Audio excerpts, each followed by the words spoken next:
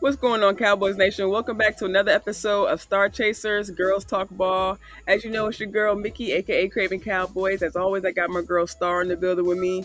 Sorry, y'all. Like she just said, the tech monster trying to make sure we don't get the show out, but we gonna get this banger out for you guys tonight. How you guys? Exactly. How you doing tonight, Star? How you doing, girl? I'm doing great. I'm sorry, guys. Like we, please believe us. We were spending like an hour ahead of this show, like getting everything set up, and then all of a sudden we Right, go live and it just crashes on us, and I'm just like, oh my god. So then Mickey had to get sent the link. It was just so much, but we right, sorry about that. We back. We bike.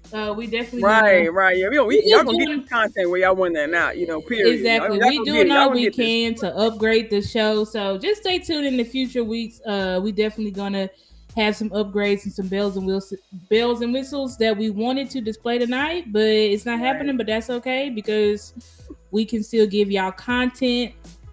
Obviously we've been on a 2 week break. Just we all need breaks, you know what I'm saying? Like everybody Yes, needs breaks. facts. I need to go on vacation. Even when not going on, when I was back from vacation, I still needed another week just to chill and get myself settled Right. back in. But we Yeah, glad to be vacation on back. the vacation. Exactly. We glad to be back. Training camp is here. Training camp is tomorrow. They do their opening press conference tomorrow. I know it's been some doom and gloom, but we here, guys. It's Right, football season. It is time to be fans because we are right, football. We are Dallas Cowboys football fans. Like, you know what I'm right, saying? So right. Like we can start getting the most of our team, for a reason now, y'all. Like and not to get looked at crazy, you know what I'm saying? So we finally get to see our exactly. guys back in pads, of course next week, but we finally get to see the jerseys. We get to see, some stars on some helmets. We get to see some helmets that that won't have stars just yet. You know what I'm saying? They got to, we know these young guys got to come in and earn their spot on the team. But I'm just like Star just said, like we're just very excited to get back to talking real football, hands Yep. on, eyes on. You know what I mean? The media guys are going to be out there, starting this week and going to, and for the next month or so. Mm-hmm. Getting good looks on our guys, and us being able to, being able to see our guys, to be able to see these young guys, seeing our vets come back as well, seeing how these two sides really, or how these, I guess I should say these two sides of the ball, offensive, defense, kind of mesh together. We'll be able to see the schemes. McCarthy coming into a second year play calling. Zimmer, of course, a new defensive coach hire that they had in the offseason, be able to come together and actually be able to see what this vision could look like. And before we actually get too deep into a start, actually, I didn't actually do about this beforehand, but that kind of just made me think, like, over the past few years, we see McCarthy kind of bring a theme, each year going to training camp, to the guys, Mm-hmm. try to get them, kind of pumped up for the season. Just Yep. ready to prepare them. I'm saying. So of course I haven't heard anything. I don't know. If, of course I'm sure they haven't had the opening press conference just there like you said. But I'm just Mm-hmm. wondering. I'm trying to get an idea of maybe what kind of idea McCarthy might be coming into this year with. Last year was Carpe Omnia, seize the moment, and I think it's gonna go. I forget what the one was before the year before that, but it just seems to kind of just kind of shape, this in my opinion, kind of shapes the locker room kind of going into the season, and it also kind Yeah. of depends on the group of guys that we do have. So now with a different, it is the same guys, but we kind of have a different group, right? We have younger Right. guys coming in, and of course the young guys that we have from last year who haven't had just Mm-hmm. a chance to stand out just yet. So I just think we have a very interesting group of guys coming in. I'm just wondering what McCarthy's going to see in this group, and then what kind of message he's going to try to convey to them going into this year. Yeah, I forgot to say, guys, before we get started, please like the video. Please like the video. Please Yes. share the content. Please subscribe. Uh Clearly we work hard for you guys. We don't get paid for this, but we do this because we love the content. We Right. love the Dallas Cowboys, and we love you guys who are our supporters, who support us not only through your viewership but also those of you who donate. So please help us do that. But yeah, as you said, Mickey, like, what do I think the theme is? I don't know, because I couldn't have guessed that Mike was gonna say Carpe Omnia last year. That Right. was just kind of like out of nowhere. Like, he always Right. has unique themes. But I will say what would be my theme for this team would be, the first word that came to my mind when you were talking was finish. And so that's what would be my theme if I was the head coach. It Yeah. would be finish. Yeah. Very good point. Because I think this team finish, elevate, step up. These are all words that are coming to me. You Right. know, Yeah, well, mine is progression. I'd definitely say progression. progression is good. I would say step up is good because you got a lot of young players. You know what I'm saying? Or honestly, another thing you could say is the time is now. You know what I'm saying? When you got a lot of young players who y'all been sitting on the bench for 2, 3 Right. years, 4 years. Some of y'all have had playing time, but you've had limited snaps. And now it's time to show what you got. Right. Like, this is your chance to really make a name for yourself. If you say you're an NFL football player and you deserve to be in this league, now's your chance. Like, everybody in this camp has a chance, a real chance to really make an impact and have a breakout year. It's all about, are they going to step up and do it? Are they capable? We've been seeing these players and we definitely think that they have talent, no question. Right. But talent is not all you need, especially to win in those big games. You need more than talent. Absolutely. You need the mental fortitude. You need the ability to be able to be in the bright lights, have everybody hate you and think you suck and think you're gonna choke and not choke. And unfortunately, that's been the issue with the Dallas Cowboys. Not saying everybody chokes, but for some reason, and shout out to Jay Tuck of CFO Sports. He did an interview with what is his name? Gerald McCoy, a former All-Pro. Y'all know we had signed him in 2020, but he never played a snap for us because he was hurt. But Jay Tuck had did an interview with Gerald McCoy, and something interesting that he said, because I think it's a lot of people, and I'm talking about diehard, not just trolls or whatever, but diehard Cowboy fans who really believe that, like, we're too soft, right? That's always the narrative that goes around, like we're a soft team, it's not competition. Right. But hearing from him, he said that it's extremely competitive. Yeah. That's what he said. Now, this is a guy who's been in the locker room. He don't have to say it. He has no ties to the team. As I said, he never played a snap because he was injured. But he said, during the time that I was there, I was shocked because it is extremely competitive. Like, these guys are out here competing at practice, competing at camp.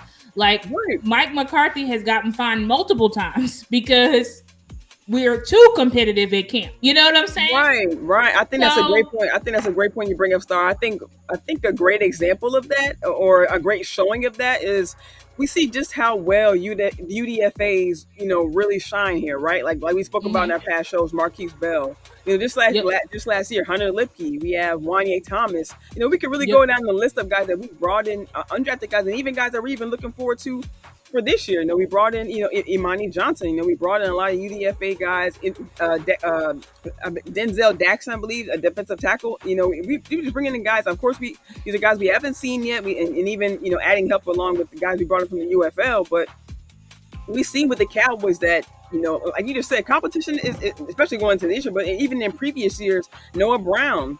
I'm saying? I think his name was Dennis Houston, I believe, the wide receiver we had a couple years ago, starting week 1 against Tampa Bay. Did it?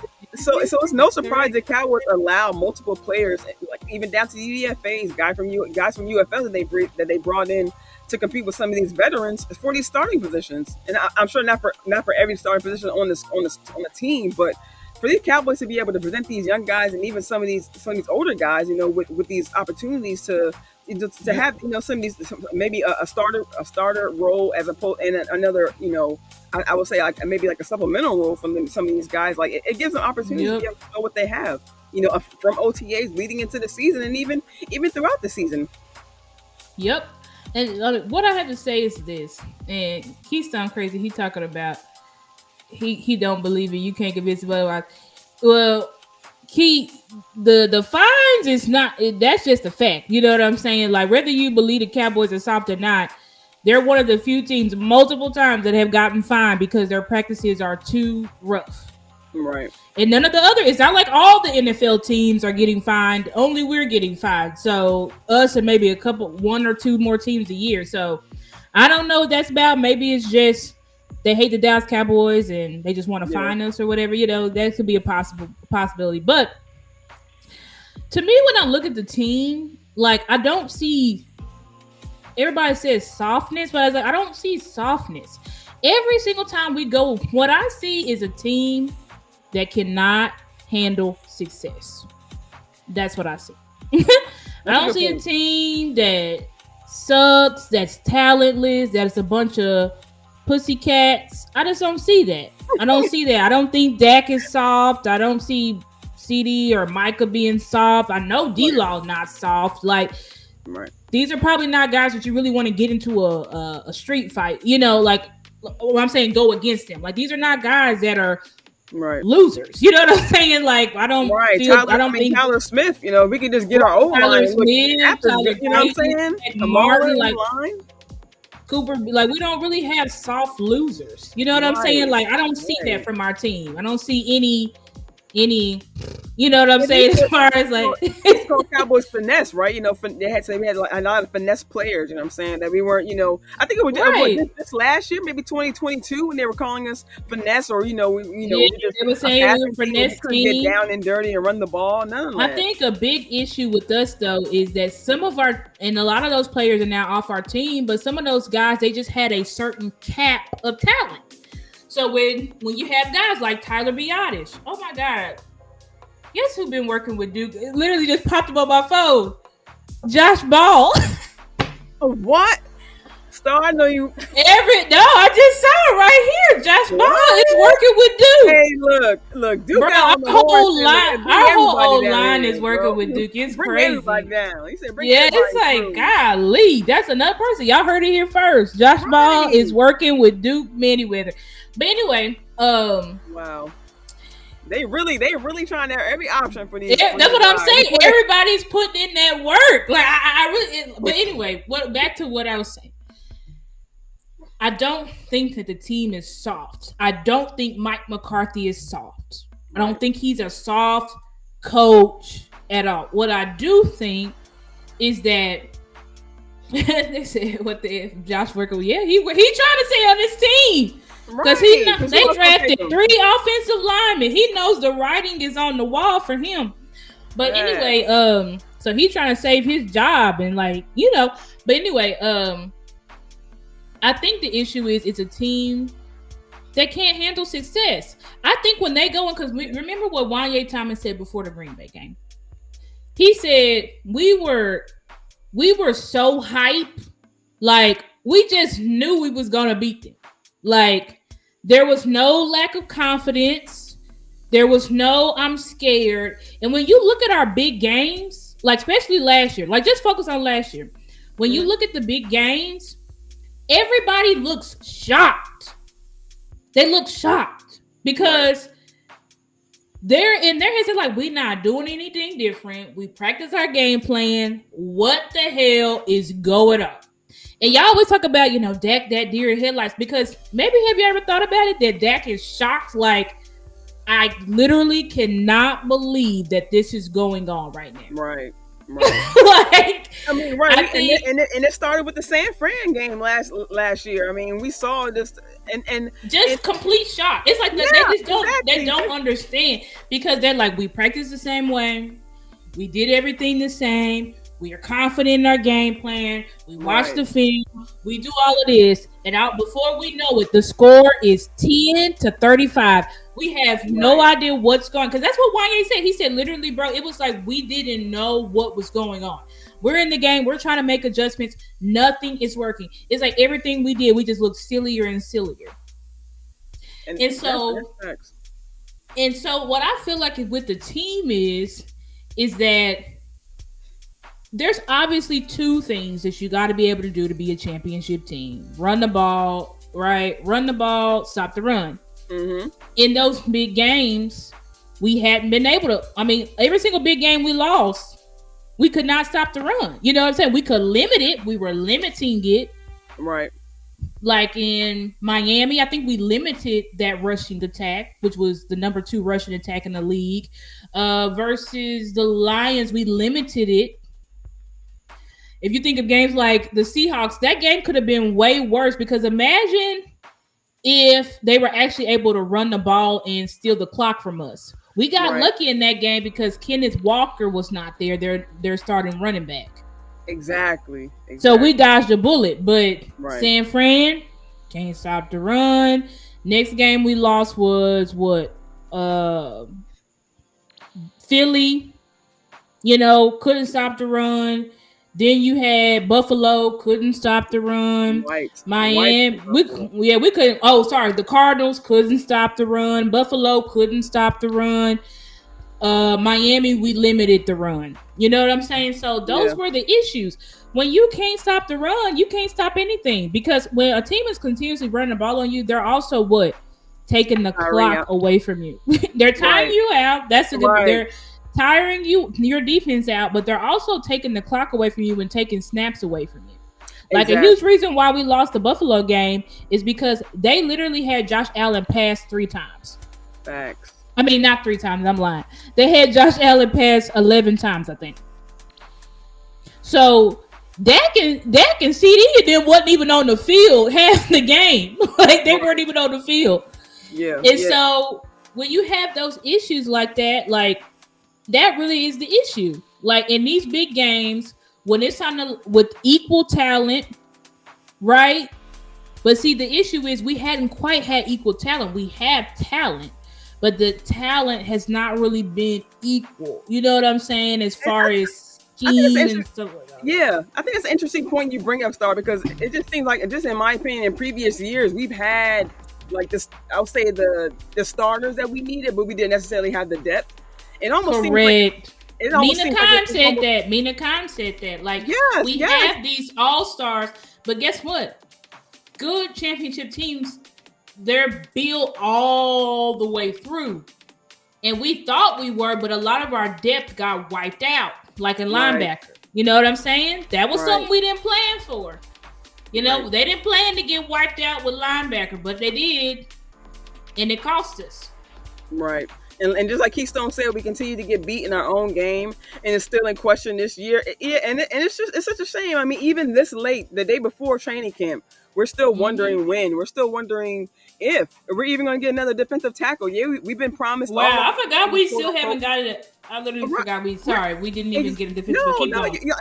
They should be sorry, correct? Because it's just like right. You know what I'm saying? And now, the question is like whether we're going to get. I mean, obviously we have to go in free agency, but it's question whether we can get. We're going to wait till roster cuts, if we're going to be able to even get a veteran who is good enough, and if we do, what time is he going to have with our squad in training camp? It's the day before training camp starts, and we don't have another big body that we can plug in the middle to be able to, number one, get chemistry with our guys, to be able to learn Zimmer scheme, because all the other guys are going to be learning right now when they start day one tomorrow. But if the guy comes in late, he's going to be even more behind than the guys are learning a new defense as it is. Right. So it's just like, why create this conundrum? What I think they're going to do, what I think Steven is going to do is they want to evaluate these D tackles. They want to evaluate these D tackles, and they want to see what they feel like they really need. And I think they're going to have to go out there and make a trade, or they're going to get a camp cut player. Yeah. And I saw too that they're also interested in trading for a running back or getting a camp cut running back. So, and I think the same scenario might go. I'm not saying they may go out looking for wide receiver, but I think wide receiver, running back, I think those are two. Yeah, I think those are. They're still kind of up in the air right now. I mean, if we're just being honest, we're talking about defensive tackle, but we're still. It's been years, Star, and just like we talked about with shout out to Mina Khan, like you said, she had a great interview with I think his name is David Hellman, I believe his name is. Dave Hellman. Mm-hmm. It's crazy after all these years since we've gotten CD Lamb in 2020, we're still questioning 3 to 4 years later about of course, outside having Amari Cooper, of course we have Michael Gallup, but number one, we never got to see those guys all together that many times, and we just never got to. We never even now to this day with Brandon Cooks. we didn't use him properly last year, so we're Yeah. still trying to find a solid number 2 for this offense. Yeah. What I will say here is, I too was down on Brandon Cooks, but I feel like I'm doing to Brandon Cooks what people did to Zeke in 2022. What do I mean? When people try to discredit that Zeke had 12 touchdowns. You know what I'm saying? 12 touchdowns, how many points is that? 12 times 7 is what? You know what I'm saying? Right. So you're talking about a guy that got your team so many points, but everybody tried to discount that because they're like, oh, it didn't matter. It only came inside the 10. I'm sorry, a touchdown is a touchdown. You know what I'm saying? Like this guy, let me just do the math. 12 times 7. 84 points. Right? Or you just want to say 12 times 6, because if you don't want to give, count Brandon Aubrey, 72 points. Right? So, and Brandon Cooks got us what? He had 8 touchdowns. So that's 6 times 8. Right. He gave us 48 points. He gave us 48 points, and he did that all after the bye week. Right. So what we need to do with Brandon Cooks is simply get him involved sooner. And you're talking about a guy that's likely going to give you about 10, 11 touchdowns. Yeah. You know what I'm saying? Like, you're talking about a guy that's going to give you about 10, 11 touchdowns. Get him in proper space, maybe close to 800 yards. I think last year, maybe right. Right, you're gonna give exactly like if we use Brandon Cooks on the end rounds, just do different stuff. Be creative with Brandon Cooks on screens and stuff like that. He's gonna give you more production. The issue was we weren't really targeting him at the first half of the season, but he still finished the season with 8 touchdowns, clutch touchdowns in big games. Yeah. So I really don't think we have a wide receiver 2 problem. You know what I'm saying? And on top of that, you got Jake Ferguson. I think it's been just constantly said, so everybody's believing it. But I think, like, when you actually look at Brandon Cooks' production, it wasn't his fault. Like, he literally wasn't being targeted. Now, him and Dak, that deep ball connection, they did need to solidify that because it was just Dak was consistently overshooting him. I don't know what that was about, but it was just always just a little bit too far. Some of them balls, I'm like, Brandon Cooks, if you had like the Green Bay game, Brandon Cooks, if you just simply put your hands out. Like, I'm not caping for Brandon Cooks because I still think he played a poor game versus Green Bay. But I think when you look at the totality of what he produced over the year, like he's a number 2 wide receiver. Like his production equates to that. When somebody's almost getting you double-digit touchdowns, because getting double-digit touchdowns is that's a good year from any wide receiver. Yeah. So when you look at a guy who was only 2 away and he's your number 2 wide receiver, I think we're fine with I think we're fine with Brandon Cooks, right? I really do. I think we could bring in somebody else, but I don't think that they're going to replace Brandon Cooks in the offense. Yeah.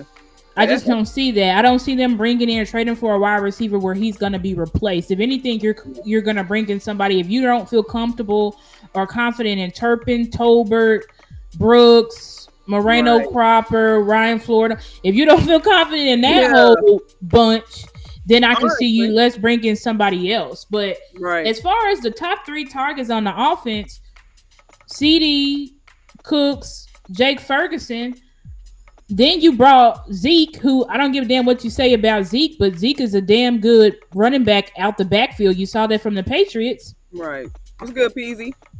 What's up? What's up, the Big Time Show?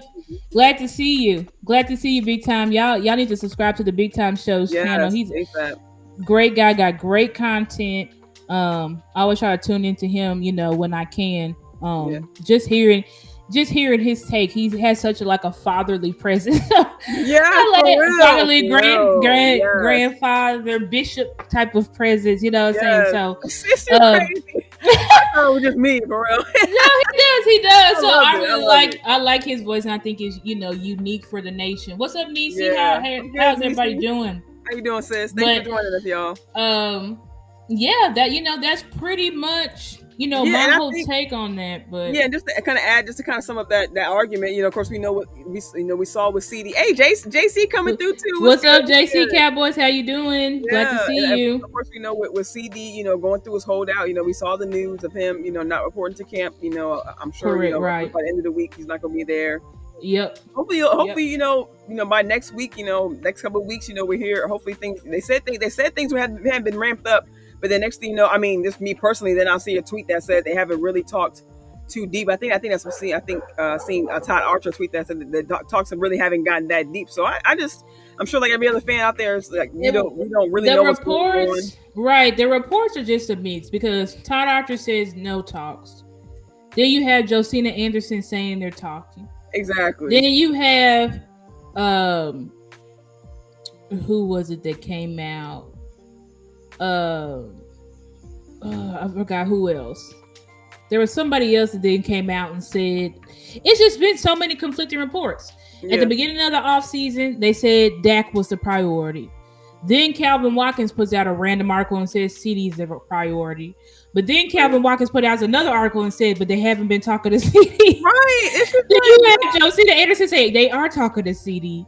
Then you and have I saw you tweet out today when they just throw out different numbers because they just want you said six, like you mentioned about Dak's contract, 60 million is outrageous. absolutely, they just Numbers. throwing out It's numbers like, because they running out of stuff to talk about. Because see, 60 million is not looking so crazy because really once Trevor Lawrence got that contract, right, everybody's like the market is broken now. I mean, right. it's And really honestly, if you look back, and no no way disrespect, if around you it. look back to Justin Herbert, that's when, in my opinion, when the market was like, okay, so y'all just doing next man up at this Yeah, point.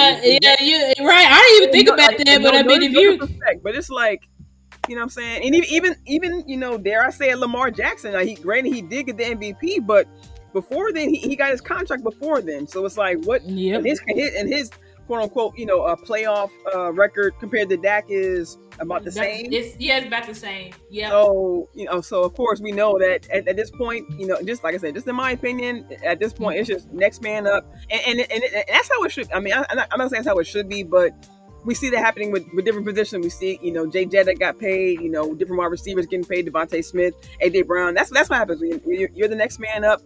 You're going to get your contract in one way or another, but there's also the other side of, everyone puts that pressure on Dak. Other quarterbacks in the league, have they proved it? Well, let me just be honest. Dak gets the pressure. I don't see many other quarterbacks getting that pressure. But Right. No other quarterback gets the pressure that Dak is. we But asked the yeah. question, have they proved it? But we can name, Yeah. we just named at least 3 quarterbacks who haven't really proved it if we're talking about in the same conversation. So. Right. Like Justin Herbert hasn't proved a damn thing. Like Justin Herbert hasn't done anything. Right. His team got him 4 to 5 touchdown interceptions, and he still lost. Like, you know what I'm saying? Like that's the type of stuff where it's like, but consistently people say he's top 5, top 6. What's up, Toxic? Right. I just call you Poppy. What's up, Poppy? How you doing? But Poppy. this is what I'm saying. Like, it's just really unfortunate. But I think like, as far as what we've been hearing with CD, it's been mixed signals. But with Dak, it's definitely been that they have been in talks. Conversations. They have They have been talking to, and Steven chose, and I think I can bring up the interview, sis, from Stephen Jones. While she does that, like Star said earlier, make sure you guys hit the like button, the share button, subscribe. We're still trying to get our follows up this season. As we know, the season is here now, is ramping up now. So, we're just trying to get our voices out there, trying to get the 6, and, in the words of Henny, trying to manifest those six championships, excuse me. 6 championships, exactly. Yes. Okay, let me see if I can share this with y'all. Wait. Here you go. Stephen Jones breaks his silence. Can y'all see it? Oh, there you go, sis. But you just gotta take the thing down. Overlay down. Okay, we're just gonna watch a little bit of this. Obviously, we will have, or we have all the links, in the description. So we don't want any copyright issues. We just trying to listen to this interview real quick. And this is right. Exactly. Shout out to Scoop City. This is Diana Rossini. And apparently this is who Stephen Jones is talking to. I don't know why he likes Diana Rossini. I don't know why he's giving her exclusives or whatever, but he's Right, giving her and he was talking exclusives. to Chase, calling him first name. Yeah, you know what's going on with Chase, Yeah. and I've been following So you. And I'm like, what? obviously, exactly. So I don't know. Steven likes them. And Diana Rossini put out again today that she thinks, Jordan Love is going to get signed, but she was like, but Dak's going to, she said the Cowboys are working very hard on Dak Prescott's contract, is what she said.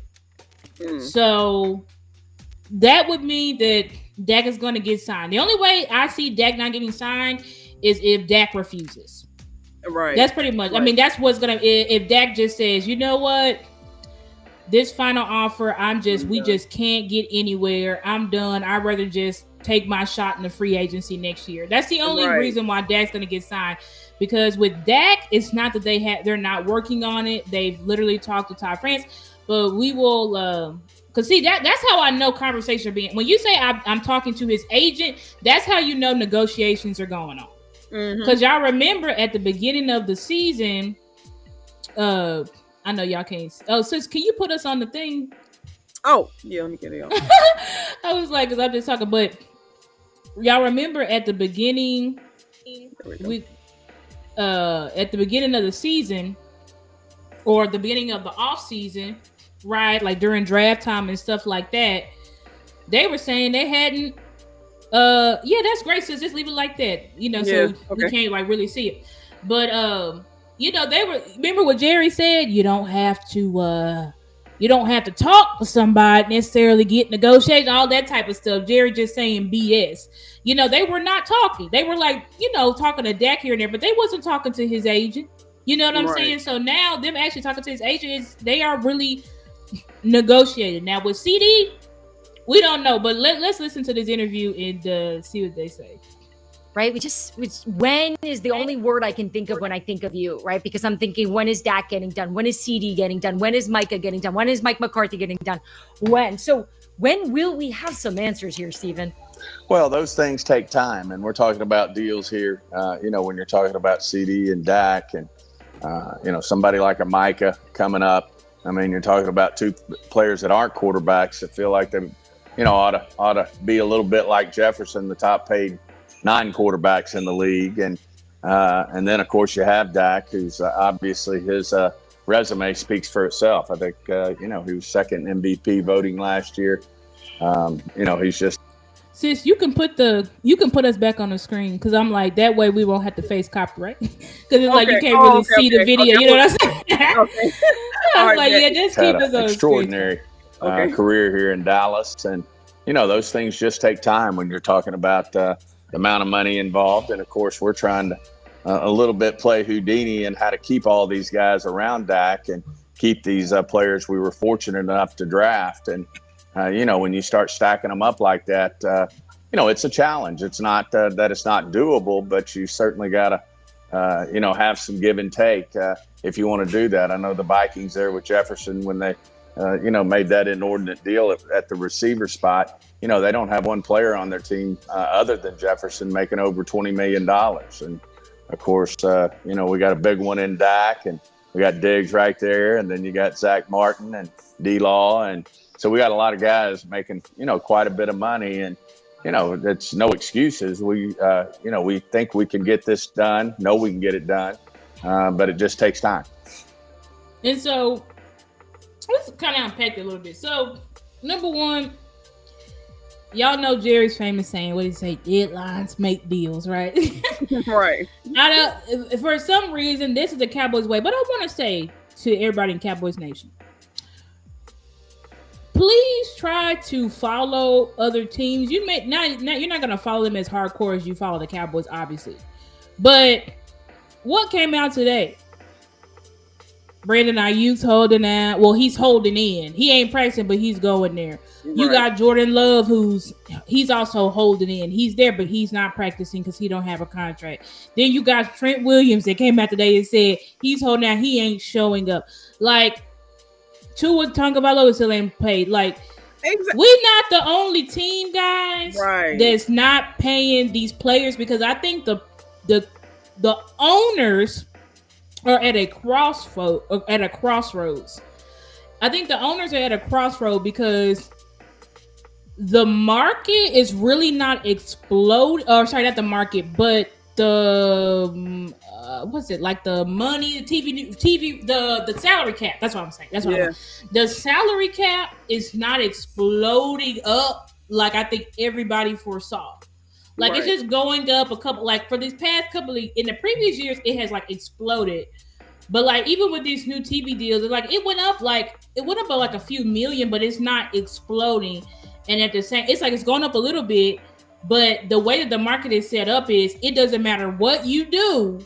It doesn't matter what you accomplish. Basically, it's all about based off of how Boss explains. Boss Cowboy. Shout out to Boss Cowboy Sports. Is that you're paid based off of if you can be a franchise quarterback or not. You're not paid based off of playoff wins or anything like that. Right. You're paid off of what you can do in season as well as if you're a franchise quarterback, which I think is mostly franchise quarterback. Because when you got guys like Kyler Murray and Justin Herbert, they don't win. They don't win in season. These guys hardly make playoffs. You know what I'm saying? So I think both of them, since they've been drafted, Kyler Murray and Justin Jefferson, I think have made playoffs once and lost. So you're paid based off of whether you're a franchise quarterback or not. But I think for all of these owners or whatever, when you got the salary cap and then you got all of these players like we do, all these all pros that clearly you want to retain, because I don't think anybody wants to see Bland leave, even though we might have to let him go. Right. Or Ferg. I don't think anybody wants to see Ferg go. Who else? Tyler Smith? Right. We got a lot of all pros. And all of these crazy because they want to flex, draft and develop, and we love our guys and all this. Okay, well, when you quote unquote do such a great job of developing your guys, so what, you just let them go? I mean, I think we talked about a couple months ago on our show about great Cowboys who don't get to end their career as Cowboys because they decide not to pay their players. We just talked about Tyron Smith leaving, and of course they're not great greats, but we've seen what's his name? Oh, we saw Collins. I forget his first name. We saw Collins leave, but Wouzier.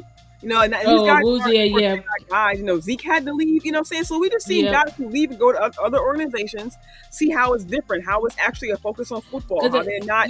The idea of money, of course, these, like you said, other teams throw. I'm not gonna say throw around money, but they don't have it thrown in their faces. Where you gotta do a list of things, and then we might think about paying you. They ain't gotta go through that, over and over the Bengals. They ain't gotta go through that over in Miami. I think Connor McGovern was the one who went to Miami. Like, these guys don't have to go through this extra stuff to get a contract. You know what I'm saying? They don't have to go through this mess. They don't have to wait till the day before training camp and thinking about whether I'm not going to get my contract. We'll say some don't. Some don't.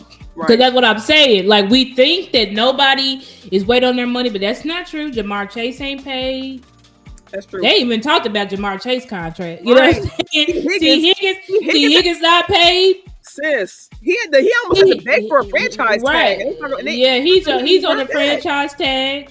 Like, there's a lot of people. What I'm saying is, it's frustrating when our players aren't getting paid. We wish that we could be like the Lions and we could just sign all our players early, the beginning of the week. I do agree with that. I'm not sitting here caping for front office and saying their way is right. But what I am saying is, we're not the only ones. Exactly. You know what I'm saying? Like, teams are trying to find ways. And you look at somebody even like the Chiefs. Like, people hate when Stephen Jones talks, but he's not lying. The Chiefs really did let go of the best wide receiver in the league, and Tyreek Hill. They let him go. The Rams let go of Jalen Ramsey. You know what I'm saying? They lost. He almost lost Chris Jones. He had to threaten. Right. He was at the Chiefs game, y'all, sitting up in the box. Talk about some payment, and they paid him because they saw what they had without him. Right. That's what these players have to do. They have to set the actual game to prove why you need them. And that's Chris Jones. That's multiple All-Pro. So it's not just everybody is having to push and beg for their money because they want their money. Right. You know what I'm saying? And these teams have to make hard decisions. It just, you can't realistically. People talk about Philly. Oh, Philly signed Jalen Hurts. They signed AJ Brown and they signed Devontae Smith. They sure did, but they also let Hassan Reddick go. They also lost Jason Kelce to retirement. Right. They lost their other, what's the other guy? Their all-pro defensive lineman. I forgot his Fletcher Cox. Yeah. Like, they still don't got no linebackers. They ain't got no safeties barely. They got all rookie cornerbacks. They lost Gardner. They lost Gardner Johnson a couple years ago because they didn't pay him. Right, like Howie is playing the balance game too. In the way he's paying Saquon right now, he can get rid of Saquon if he wants right now. Like, everybody is playing the cap game, and the thing is, it's true. Yeah. If you can sign all these players, but what they're doing is they're kicking the cans down the road. You know what I'm saying? Take this money, convert it here, move it here. And that's what I know. We don't want to hear this because it's annoying and it's no excuses. Like Steven said, he said it's no excuses. We can get it. That's what he said. He said it's no excuses. We can get it done. But we're trying to figure out how we can keep our core together as long as possible, because what they did, they kept restructuring all these contracts. Like, they restructured Michael Gallup's contract, and I think we got dead money for him for 2 more years.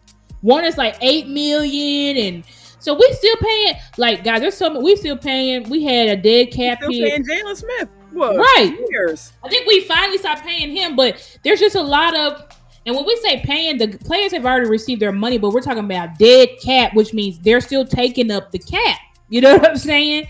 Even though they've gotten the cash, they're still taking up the cap. So that's the problem with what our front office did. You know what I'm saying? Yeah. They kept restructuring to open up money and restructuring. And so they've just restructured so damn much. Right. Now it's like, we got 9 All-Pros. Right. Oh God. Exactly. They like, oh shoot, we got all these all pros. How we gonna pay these guys? Right. Like, guys, really think about it. You have to pay Dak, CD, and Micah. And I know people are entertaining trading Micah. I think it's the dumbest shit ever. You just don't trade generational players. You do not trade generational players unless you're a sucky team and you really need to recoup a lot of capital. Right. So I don't know why people keep saying I just think it's so stupid, but whatever. But you gotta pay CeeDee Lamb, Micah Parsons, Dak Prescott. Then you gotta pay. Let's say Jake Ferguson has a crazy year. Let's say Jake Ferguson. I don't think he's gonna get All Pro. I think that's a little ambitious. But let's say he gets All Pro or he has a Pro Bowl. He was already a Pro Bowler last year. What's up, Darren? Puzzle, good to see you. What's up, Darren? How you doing, Rich? As y'all watching, please like the video. Please, if y'all could go to both of our streams and like it, please. Yes. Show us both some love. That'd be great. But so you got Jake Ferguson, Pro Bowler. I'm pretty sure he'll probably be a Pro Bowler this year too. Okay. Yeah. Then you got Tyler Smith, All Pro. Then you got De'Ron Bland, All Pro. So now that's 3 more big contracts, right? Yep. Then it's like you just don't know who else is gonna be All Pro and Pro Bowlers, and all these guys want money. Right. The reason why Steven keeps bringing up Tyler Biadasz is because Tyler Biadasz was a Pro Bowler that we had to say bye to. Now, granted, he was not good, and I'm glad he's gone. You know what I'm saying? But regardless of what we think about Tyler Biadasz, like, he's a good center. Is he a great center? No. Is he a good center? Yes. So that's what we're talking about. Like, there's a lot of players, and as Steven said, there's no excuses. So I'm not sitting here. They 100% did this to themselves, 100%. Yeah.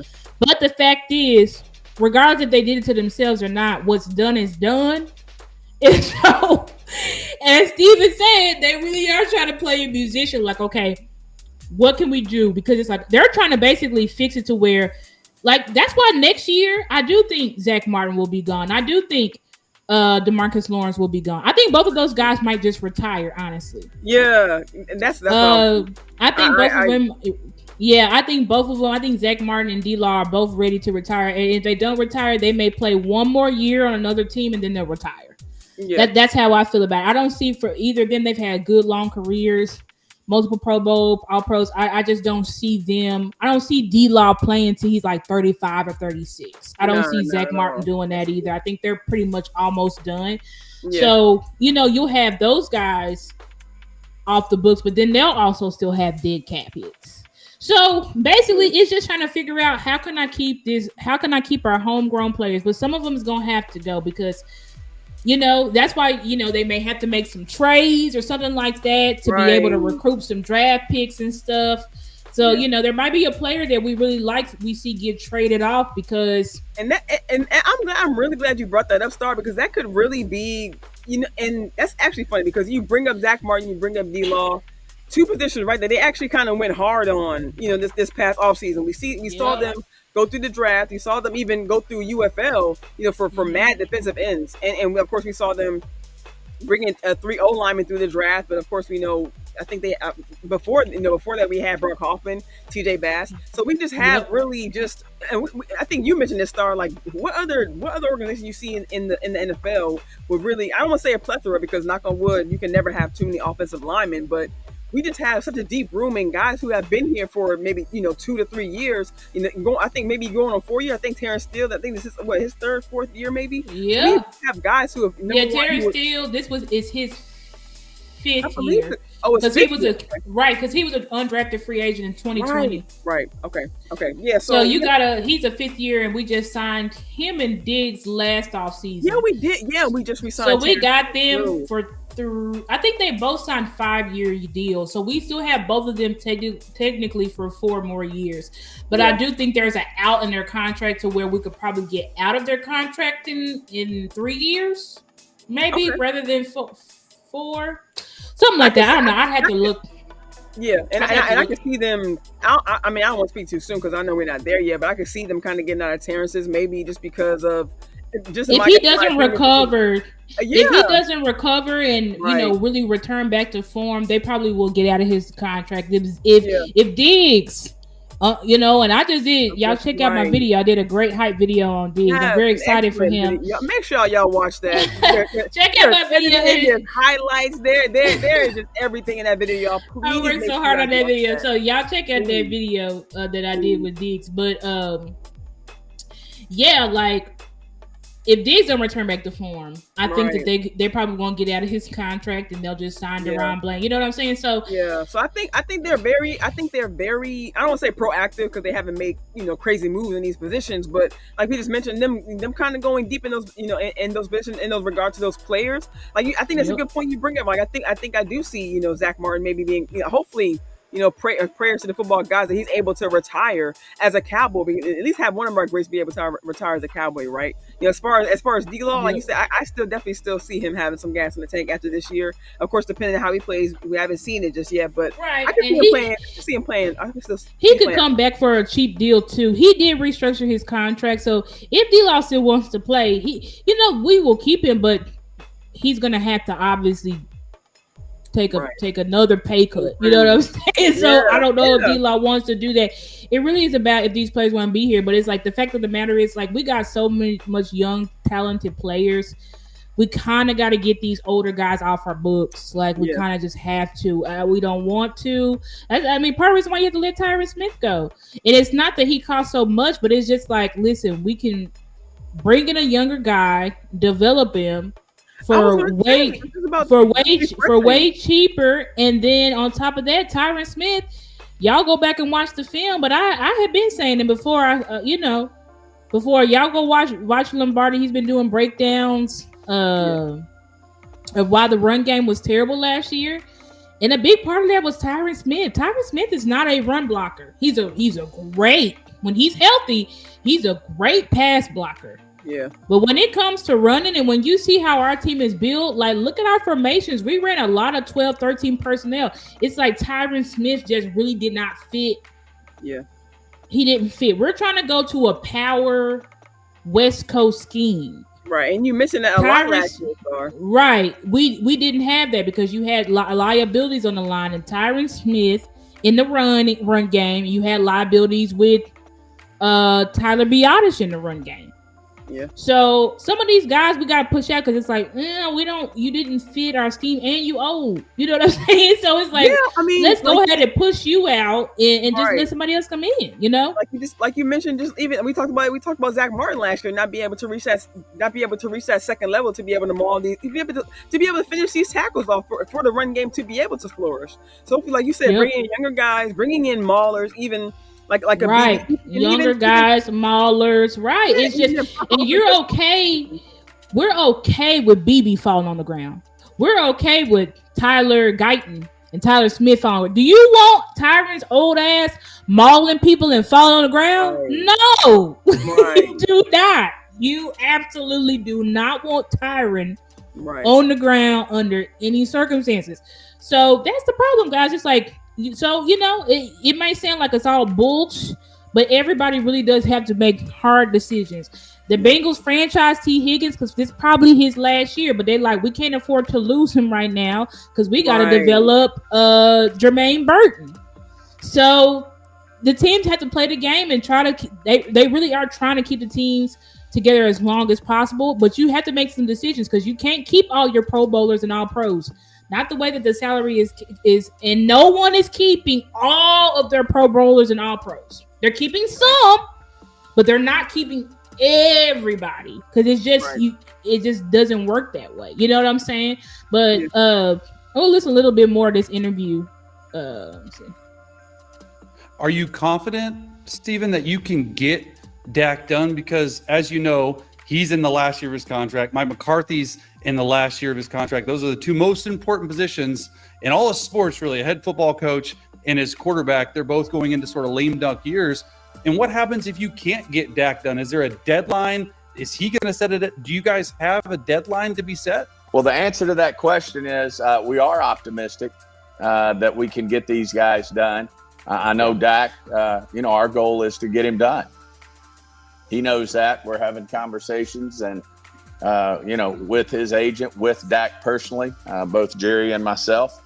And he knows our goal is to keep him here. He also understands the challenges. And, you see, what happens to teams when you do have these high-priced quarterbacks. At some point, it's a challenge to keep everybody. Obviously, the Chiefs are an example of that, but they were able to, survive not keeping Tyreek Hill and, some other top players. I think they I will say this too. Go this year. The Chiefs struggled tremendously when they let Tyreek Hill go. They had to really have their defense really become way better. You know what I'm saying? Yeah. Because they had to really rely on the defense. Right. They had to rely on the defense because the Kansas City Chiefs offense for the past few years has been ass. It hasn't been good. You know what I'm saying? But they've been able to rely on that defense and still win them Super Bowls, because they still are coached by two Hall of Fame coaches in Andy Reid and Spagnuolo. So, but still, like they had to go without. The Chiefs offense looked terrible. The Chiefs offense looked so bad this past year. I was like, there's no way they're making playoffs. Right. That's how bad they look. Like when I saw them getting their asses whooped by the Broncos, I said, oh no, like they were pretty bad. Everybody was shocked, honestly, to see the Chiefs. How they just looked.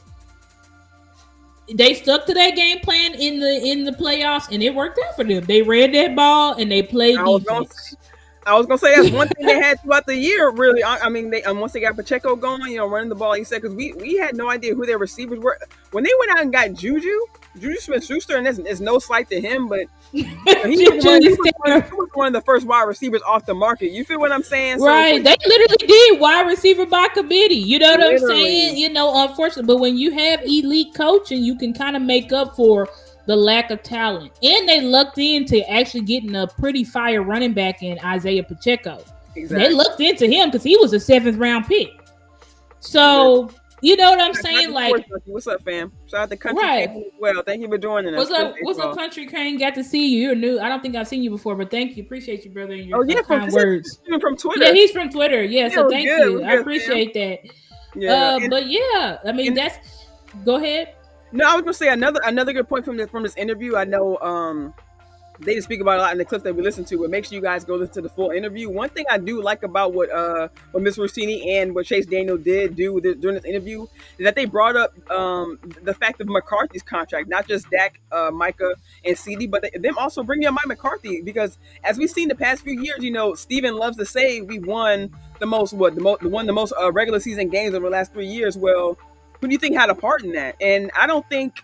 I don't know. I haven't listened to every word Stephen Jones has said, but I don't know if I really hear Stephen Jones saying, "Well, because of McCarthy," and it's not solely because of McCarthy. That's not what I'm saying, but I don't hear Stephen Jones saying. I've heard Jerry say it. Shout out to McCarthy, for getting us through these past years. Getting us to the playoffs, things like that. But I haven't heard Stephen say it. But he's quick to say, "Oh, we won more regular season games than the Chiefs." Then this, that, and the third. But I never really hear him mentioning because of McCarthy. You know what I'm saying? So I like he brought up the fact that McCarthy's on his last year of the contract, and there's no salary cap. Shout out to Law Nation, who always says, for coaches, there's no cap on what you can pay coaches. You know what I'm saying? So at least his deal been done. Like she said, the questions always when it comes, to the organization. Right. So, it's like, when are you ever? And I think with Mike McCarthy,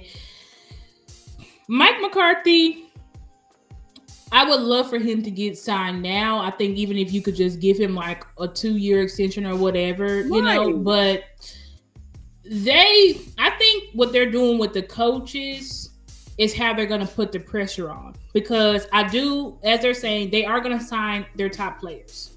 Right. But I think they're putting the pressure on the coaches, because I'm going to be honest, last year, you can go back and pull it up. I did I had a short of it on my YouTube where I was saying it was really no excuses. And that's even with us being kind of thin at linebacker. There's excuses? You and Big Game? I'm like, even with the thin of the linebackers or whatever, I was like, listen, we still got the packages.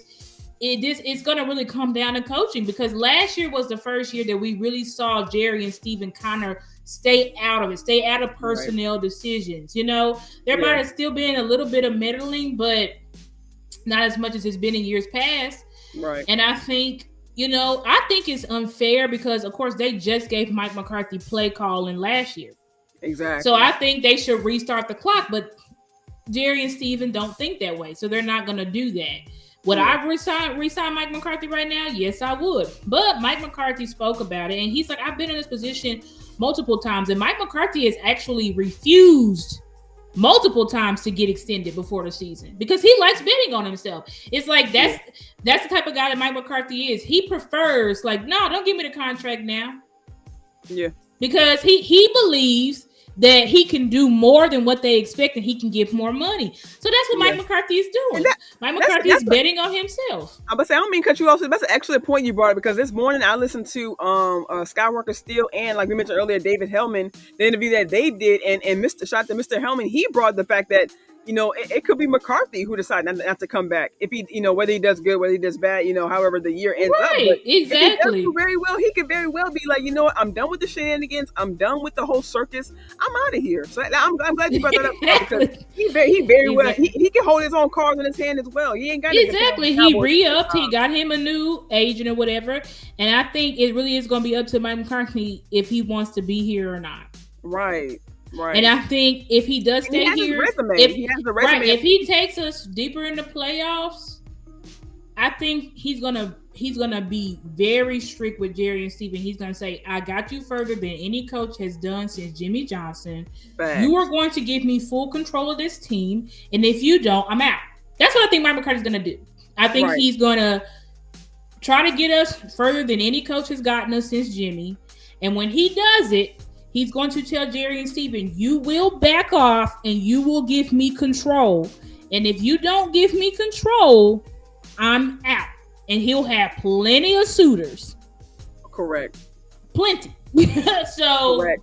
That's really, and I think that goes back to the point we brought up. I think that goes back to the point we brought up before, Star, about us not re-signing our great players, us letting players go to other organizations. We build up like the Cowboys, draft and develop, right? But then we see our good developed players walk on out the door to other organizations, and then they go to the Chiefs and are part of a Super Bowl team. Yeah. You know what I'm saying? Yeah. So it happens. A lot of criticism I got to put on Dan Quinn too, because there's just a lot of players on our defense that just haven't developed at all. Right. Like just seems stagnant. On our offense, you don't really see any players that just haven't developed at all. The only player that you can say that really they haven't developed is at all would be somebody like Peyton Hendershot, Josh Ball, and Matt Walesko. Those are probably the only 3 players on offense that you can say like they look just as bad as when they came here. But then on the defensive side of the ball, you know, you have players, you know, Nashawn Wright still here. He's not developed at all. And I guess you could put that on Al Harris too. Because it's like Nashawn Wright has not developed. Yeah. We barely see Izzy Makwamu. Has Eric Scott developed? We don't know. You know what I'm saying? Then you have on the defensive line, Chauncey. It's like we had never. It was so many players, even players that we got rid of last year. Like it's like Dan Quinn just relied on natural talent, and he just couldn't take the players anywhere else. So it's like if a player was like mid, good to mid, that was just what they were going to be because Dan Quinn just didn't have the ability to max out these players. You know what I'm saying? So. Or the coaches said, well, whoever you want to put it on. I don't know. What's up, James? Glad to see you. Shout out to Amp. Glad to see you, Amp, in the chat. Amp, how you doing? Amp is another Cowboys content creator, great content creator. Y'all please go subscribe to his YouTube. Please. And shout out to my guy, David. Love you, David. That's my guy. Appreciate you so much. But, I think I'm trying to see if there's any other part of this interview that's worth listening to. No, not really. I think we'll just leave it at that. Y'all can go listen. We'll put the link in the description so y'all can listen to the rest of the interview. But anyway, I think that, you know, Dak and CD will be signed. When I put out my bold prediction that Dak will be signed by his birthday, which is Monday. I think, and I'm saying that because one, what's up, Swain? Glad to see you. Oh, it is. Right, yeah. Well, his birthday's on Monday, yeah. So I think Dak will get signed by then. I think they've been working on it. I think they really are serious about working on it and getting that contract done. So I think it'll be done, and I think that Steven did that interview kind of preparing the fan base because it was just random. There was no reason for Steven to do that interview. Like none. Right. He just did it out of nowhere, you know. So I think that they're kind of like trying to do a mini rollout or whatever. Right. And I think that they're, you know, the focus seems to be focused on Dak. I know Calvin Watkins came out with their report that they're focusing on CD, but I mean their actions just don't say that. You know what I'm saying? Because in that interview, Stephen Jones don't say nothing about CD, talking to CD's agent. You haven't heard that. But you've heard that they're having active talks with Todd France. So I think they're trying to focus on that. I low-key think, and this could be a little bit of a conspiracy theory, but I low-key think that they put that article out with Calvin Watkins that CD is a priority to maybe kind of deter the Packers. Like the Packers think like, oh, you know, like we don't have to really worry about it because we have more time because they're not even worried about Dak anyways. You know what I'm saying? Right. That's what I think. No. Like I said, it's a conspiracy. It's a conspiracy theory. There's no facts or anything to back it up. It's just a feeling. But I do think, and CD will probably be signed within the next couple of weeks. I think Dak and CD will be signed in the next couple of weeks. Yeah. Hopefully. Micah will be signed next year when he takes us to the woodshed. But and honestly, I don't want people to be shocked because they might franchise tag Michael. I could see that. I can definitely because they might franchise tag him. Just to they're gonna give him because they franchised D-Law twice too, and they gave him a big contract. So I'm not saying they're not gonna. They might just franchise tag because they might say with the cap hit it's easier if we just pay you this for 2 years and then we sign you. Like that's what I think is Stephen Jones is saying. We playing Houdini because they gonna keep the guys on the team. It just may not be everybody's got the big contract all at once. I think they may try to get some people off the books before signing Micah. I know people might say that's dumb. That's dumb as hell. I'm like, yeah, but when you ain't got the money, you got to make it work. You got to make it work. Yeah, and just to keep one of your major players. I mean, why not? And like you said, it's just really just nonsense. Like you beg the, I ain't gonna say beg, but all these years you see these generational players who go to other organizations, and you want that for yourself, for your own organization, and the first time that player makes you upset and you're talking about trading them. That's why sometimes when we talk about stuff like some of these Cowboys fans, maybe just gotten so, or I don't want to say me because I don't feel that way, but I will say I just as a general thing as a fan, like Cowboys fans have gotten maybe so impatient they just want results. Like we talked about earlier with Mike McCarthy, I forget where I heard it from. It might have been during that same interview with Dave Hellman and Skywalker. Still not sure, but we talked about having Jason Garrett for years upon years, and trial and error, much y'all trial and error. You feel me? So would you guys rather have to deal with that, or speaking in present terms, if you guys do want to get rid of McCarthy so bad, do you want to hire another head coach? Out of with uncertainty. You know what I mean? So no thanks. I'd rather keep. Right. No thanks. I'd rather keep my coach.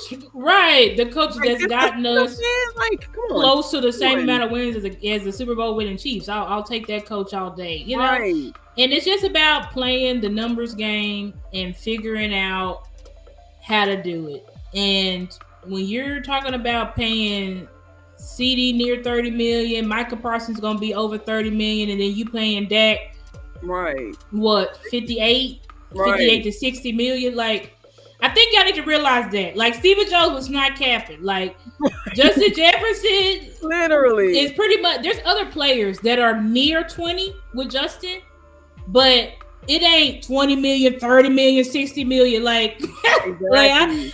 Y'all can keep saying it's a joke, but it just around the league, they not. And if y'all look at the Eagles, Howie is already setting up to get out of that Jalen Hurts contract.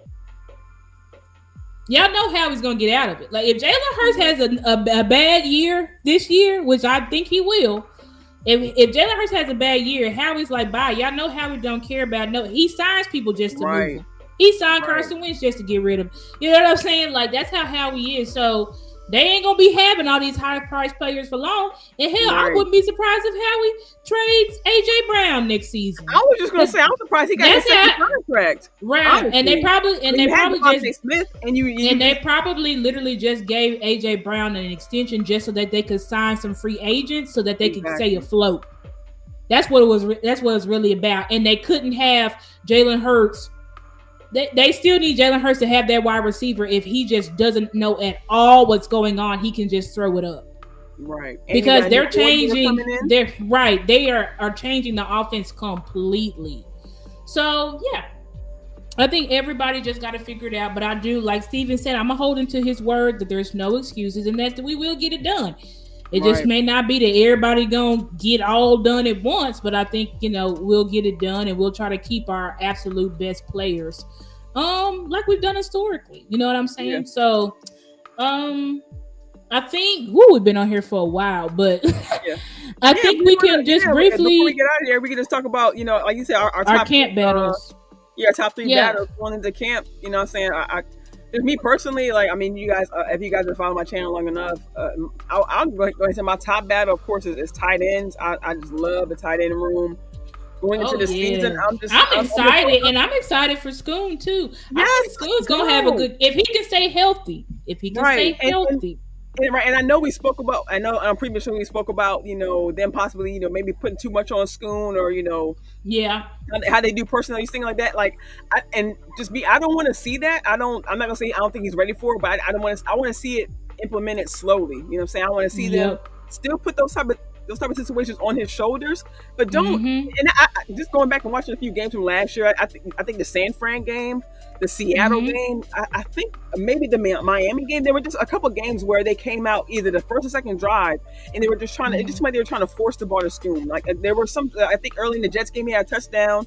I forget another game he had early in the game. They tried going. I think the Philly game they tried going to him for a touchdown. But I think this mean they ended up coming up short. So I do want to see them put those situations on his shoulders, but just don't pile it on him. So he's still coming back, unfortunately, from another injury. But like you said, sis, just get his confidence slowly back up. You know what I'm saying? Get him, back involved with the room. He's already, having that rapport with the guys, and I think he can.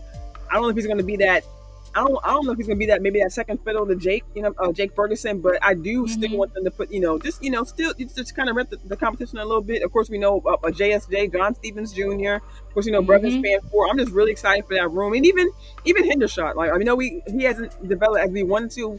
We saw a couple years ago, but yeah, he's on the bubble, but he can save his job. Yes, he can and save his job. I was excited back when he was doing decent. When I guess they were there with him and Dalton Schultz, when all three of them were here. I love seeing that they have an active 3 tight ends on the field. So right, and if you look at the scheme, we really did have those guys. Active. Guys, look at the scheme. We're running a lot of 13 and 12 personnel, which means tight ends are on the field. We got about 2 to 3 tight ends on the field at all times. Yes. That's our scheme. Like, that really is our. Go back and look at it. Like, that's our scheme. So, right. And then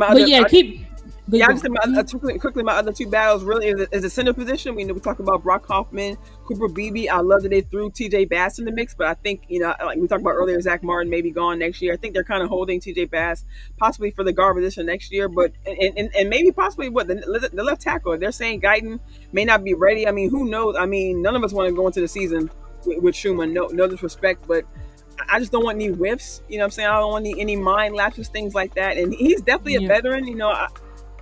I'm just unsure about the position, and with them coming out saying Guyton may be redshirted. I mean, no one wants to hear that. Once again from your first round pick. But hopefully coming in training camp, he'll definitely develop. Working with Duke. Working with the rest of the line, getting that chemistry going. And I'll say my final battle. I'll say kind of a wild card for me. I'll say the safety position, because I think it'll be interesting with them having just paid Dono. But I'm one of the guys, like I said, if you guys go and watch my series, one of my honorable mentions as the guys I'm excited and looking forward to this year is Wanye Thomas, because they used him a lot in camp last year. He got some snaps. We're doing returns. He stayed late in some practices. Was getting some extra work in. Mike McCarthy loves him. As I'm sure Zimmer is growing to love him. He says that, just like everybody else on the team, he says Zimmer is a good teacher. He's saying he wants the defense done his way.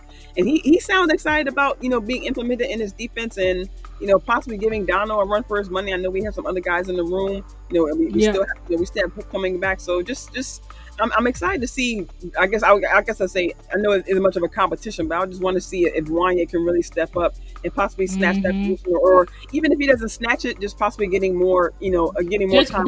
Just being more of a part of Zim's, actually getting real snaps. Maybe he's not the starter, but he's actually got packages schemed up for him.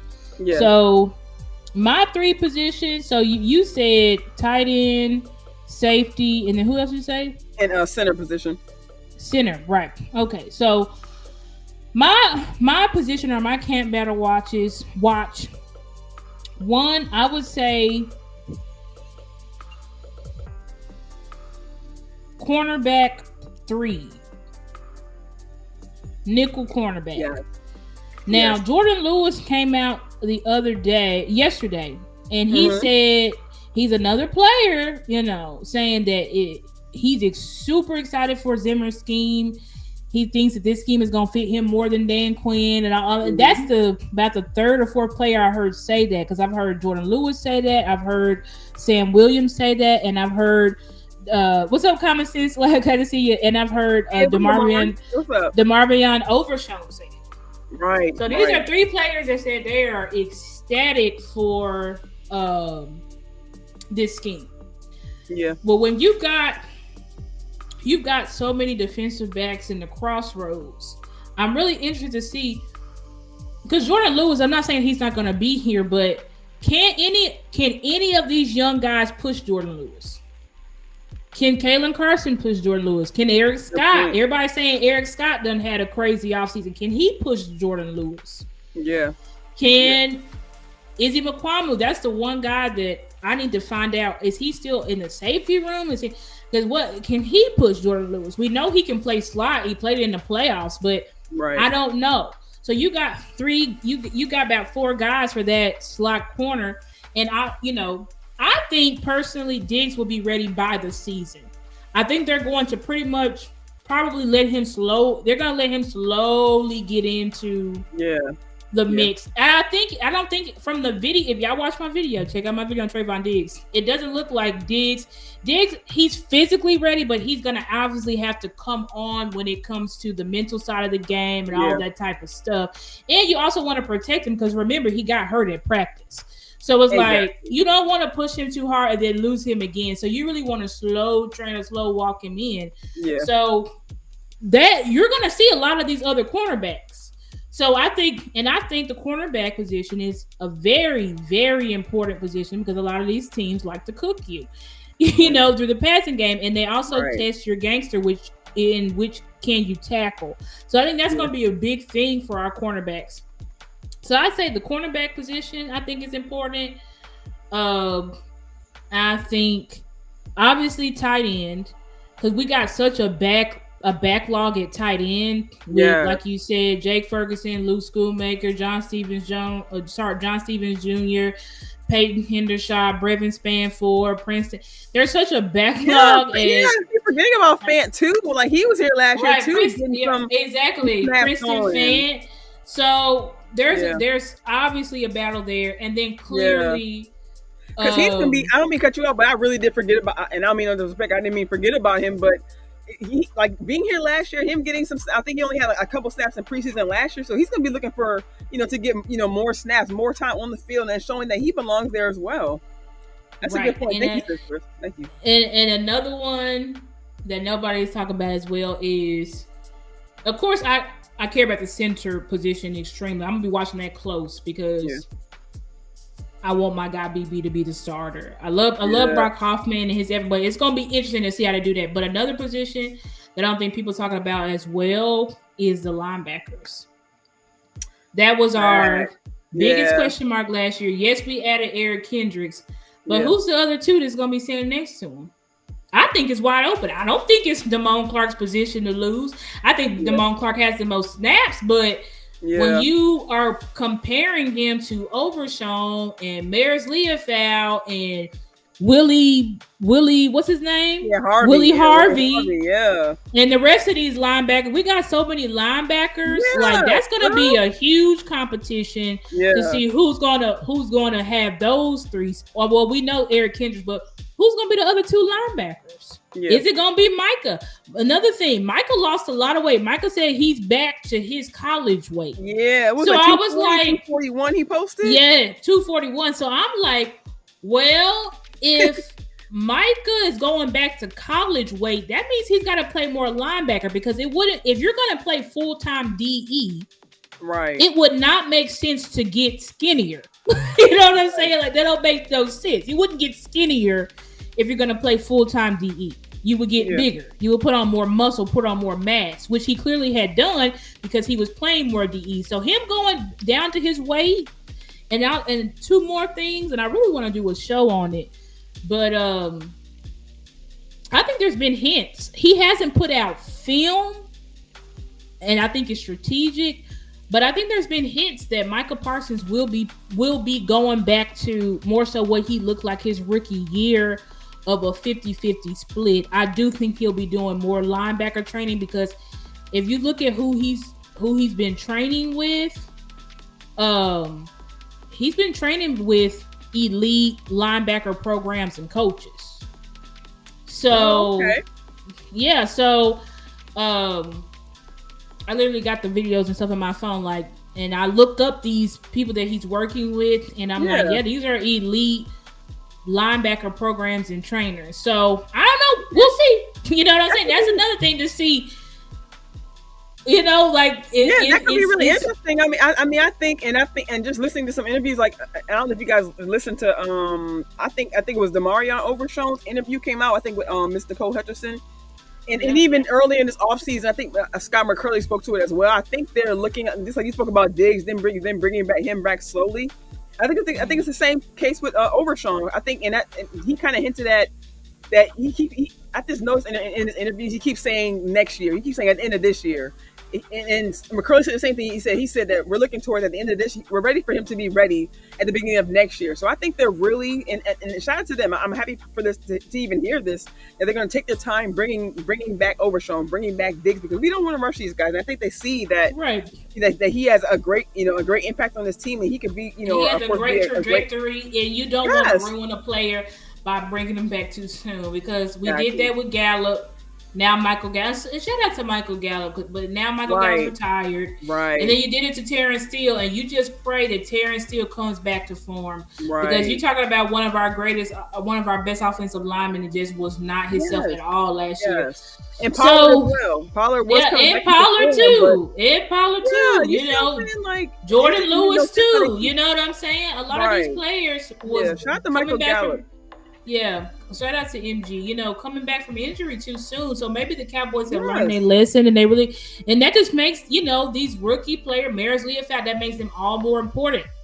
Facts. So I think they went. I'm sure you are. I'm sure you knew. I'm sure they went to the draft thinking that, and I'm also glad that Overshown knows it as well. That way, he doesn't have to rush himself. So he don't have the mindset coming in. Okay, just take his time. I gotta do this. I gotta be ready. I gotta be ready by this time. I gotta do this. Like, he doesn't have that pressure on his shoulders. And we can just sprinkle him in. We can sprinkle him in. So, but I really think this whole defense is going to be built off of Micah Parsons, and Mike Zimmer is. Yeah, he's gonna build this whole defense off of Micah Parsons. Everything's gonna be predicated off of Micah. Whether it's Micah getting a sack or not, he's gonna set defenses up. He's gonna set offenses up, because he's gonna make it look like Micah's coming. It's really somebody else. So I think this is gonna be the Micah Parsons show. Hence why Micah Parsons needed to get back to his college weight. Yeah. But we'll see. We'll see. I don't know. I'm not saying it's a guarantee, but I'm just saying, if you look at the tea leaves, it really don't make no sense. Why would Michael lose weight and then play DE full time? True. And TP, shout out to TP, Terrence Parsons, which is Michael's brother. Maybe we can try to get him on the show. But he already said, like, my brother will not be locked in to the DE position like it was under Dan Quinn. He has said that multiple times. He said, my brother will play what he's best at, which is being a versatile player, rushing, obviously, but rushing from not just the edge, rushing from the edge, rushing from the middle, as well as helping us control that middle of the field. So we're going to see. Michael Parsons obviously has heard all the noise. He's been training every day 2 to 3 times a day. Right. So he's trying to obliterate the record so that he can get the biggest bag possible. So I really do think he's preparing for a huge season. But anyway, that's my 3 battles of, what did I say? I said linebacker, cornerback 3, and tight end position. Yeah. I think those are the 3 battles to really watch. Obviously, wide receiver, 3 or 4, but I just don't think it's that important. I think those other positions, because of the injuries, like the linebacker and the cornerback position, will be more important to watch. Yeah, because of the injuries in those rooms. Yeah, and I think those, and we're gonna spot some of our staple stars, because, like you said, we don't have our, Overshown gonna be sitting out, at least for a few weeks, probably more. So even though we have our guys in mind who should be starters, I think like in the case of Diggs as well, coming back from injury, just trying to bring these guys back slowly. Of course, CD's gonna be out, so the young wide receivers are gonna get more time to step up. So we're still looking, like you said, we're still looking for the wide receiver 3, wide receiver 4, because we do need to. We're gonna have to bring in more, like you said, with their packages. We're going to bring in these guys. They're going to have to come in and do the dirty work, come in and do the blocking. So they're going to get the preseason to be able to show what they running have. Back is also a good honorable mention as well. Running back. Yes. We didn't talk about that, but Deuce, I want to see, are they really going to give Deuce a chance? Right. I really want to see. And had they really bogged down and trying to find things to kind of get him involved in right, exactly. I want to see, what have y'all really spent the time on? Have y'all really developed and improved the scheme? Right. Because y'all improved the running scheme. Y'all brought in a coach from Boston College. Y'all brought him in. Yeah, Shimko, to help. Yeah, Shimko. Y'all brought him in, Steve Shimko, to help with the run game. So I want to see the changes, Mike. Mike, Solari, Schottenheimer. I want to see the changes, because a lot of the issues with our, this will be the last thing we say. Y'all please be sure to like the video, share, and subscribe. Thank you so much. Yeah. And donate. Y'all see our cash apps Yeah, here on it's screen. Cash App, y'all. But a lot of the reason why our run game sucked last year is because we just had too many free rushers. We had freaking cornerbacks and safeties coming up and stopping the run because there was nobody to block them. You know what I'm saying? So yeah. So we definitely gotta fix the run scheme if we want to be better this year, because last year we just didn't really have the personnel to run what we was trying to run, and we just didn't have a great scheme. That's obviously how you have literal cornerbacks and safeties coming up and stopping the run single-handedly. So hopefully we improve. No, I was gonna say, and we don't.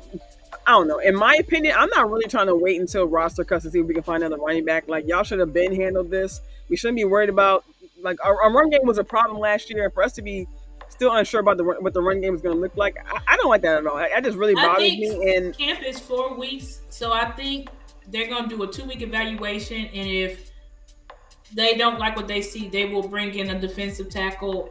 I think they're going to bring in a defensive tackle regardless. I just don't know how soon. Yeah. But I do think that they will bring in a defensive tackle and a running back